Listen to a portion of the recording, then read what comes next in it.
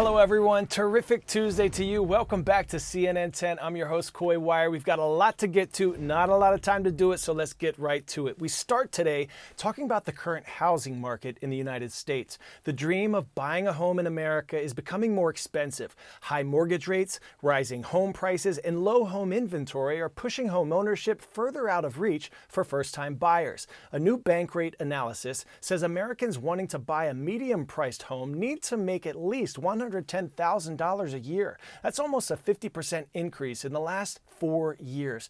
This changes the calculation for potential home buyers who are torn between buying or renting a home. Here's Redfin.com's chief economist, Daryl Fairweather, with more. Right now, it is more affordable to rent than it is to pay for a mortgage. And historically, that hasn't been true. But if the mortgage payment that you would have to pay is less than 30% of your monthly income, then that means that you can afford that mortgage pretty comfortably. How long are you going to stay in the home? If it's for more than 5 years, there is a good chance that you will build enough equity such that when you go to sell your home, you will make a return on your investment. But if you sell too soon, you might end up losing money. So it's a risk and a reward. We're expecting this next year to be a bit better for buyers than it was last year. That's because mortgage rates have started to fall, and also more listings of homes are coming on the market, which means there are more options for buyers. We are forecasting a slight correction in prices this year, down 1%, but it's just not enough to really make it or break it for a home buyer. It's probably going to keep getting less affordable, unfortunately. There's a trade-off that a lot of young people have where the places where they can earn the most money are the places that have the most expensive housing. So I think it's completely valid to say, like, I want to live in New York City, for example, and I'm going to have access to all of these jobs that are going to improve my career prospects. And then one day when I am more established in my career, I'm going to, say, move to a suburb where it's more affordable, and I'm going to be a homeowner then. Focus on your entire life and not just like reaching this one goal that isn't as attainable as it used to be. Pop quiz hot shot. Inside what European country would you find Vatican City, the smallest independent state in the world? England, France, Germany, or Italy? Located inside Italy, Vatican City is officially the smallest country in the world and roughly the size of 82 football fields. Move over, Pisa. There's another leaning tower in Italy. Built in the 12th century, the Garisenda Tower in Bologna, Italy, started tilting just 2 centuries later.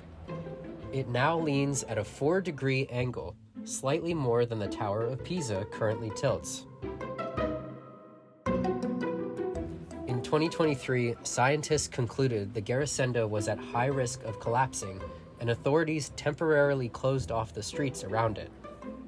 The city plans to use the same equipment used to save the Tower of Pisa for this $20 million multi-year restoration project.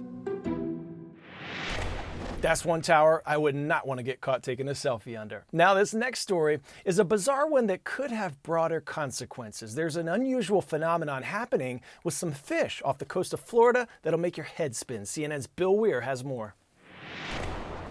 Started diving when I was 8 years old with my mom, so I've been in the water for a very long time. Greg Furstenworth has seen a lot in his life spent underwater around the Florida Keys, but he'd never seen anything like this. I noticed the fish were spinning, and so I started taking video of that I really had no idea what I was looking at.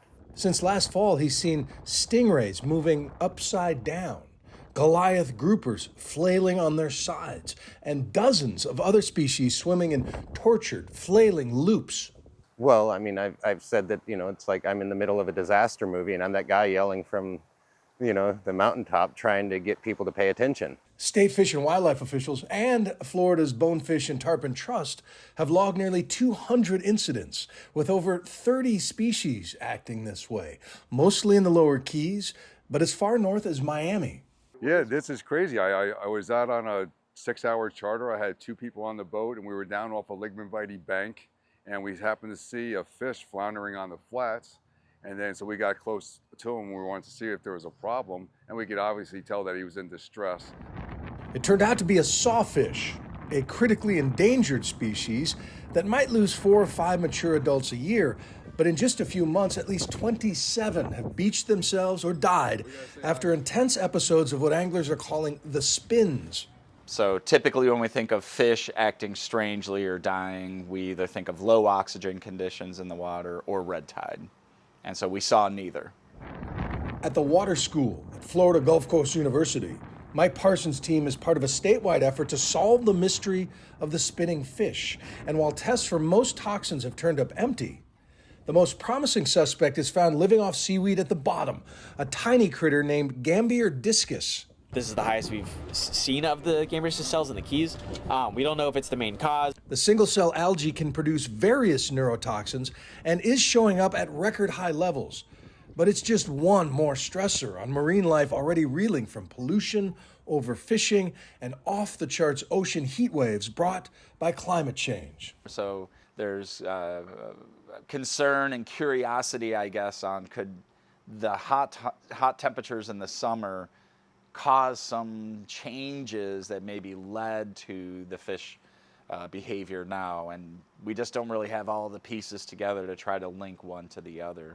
They really have no idea what is happening. I mean, there is no concrete, conclusive proof of what is happening yet, and that is still to be determined, which is quite terrifying. It is scary, isn't it? It is, because if it continues, it's going to be the end of this ecosystem as we know it. Off-the-charts ocean temperatures are, of course, just one of the massive stressors on marine life down here these days.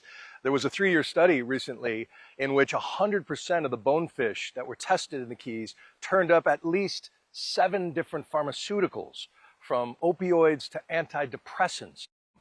And so this behavior has not been seen before, but it is sort of an attack from 1,000 different angles for the creatures living down here, and may be a warning for the rest of us.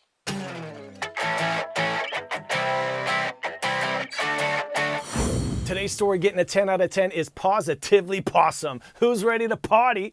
This special dog just turned 2 years old, and his grateful police department threw him an awesome birthday bash. Jimmy has been a comfort dog for the Las Vegas PD for a year, spreading love and joy to the department. In such a short amount of time, though, he's traveled to hundreds of cities, comforting people who faced traumatic events. Good boy. Jimmy enjoyed this celebration with cool hats, colorful balloons, and even his own cake. All right, superstars, we want to throw a party of appreciation for the best doggone viewers on the planet, and that is you. Shout out today to Waseca Junior and Senior High School in Waseca, Minnesota. Rise up. And we're also showing some love today to the fine folks up in Philadelphia, Pennsylvania at Penn Treaty School.